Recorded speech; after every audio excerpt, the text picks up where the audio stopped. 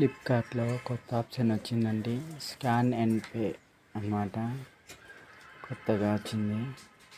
Super coins ఉన్నాయి. ఆ super కాయిన్స్తోని మనము ఏదైనా కొనుక్కోవచ్చండి.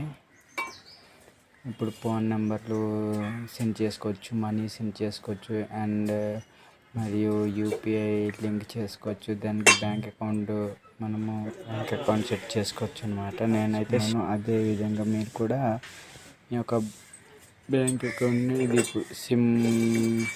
ఏ సిమ్లో ఆ అకౌంట్ నెంబర్ని యాడ్ చేసిన సిమ్ అయితే ఆ సిమ్ని మనం సెలెక్ట్ చేసుకోవాలన్నమాట. సెలెక్ట్ చేసుకున్న తర్వాత మెసేజ్ సెండ్ అవుతుంది.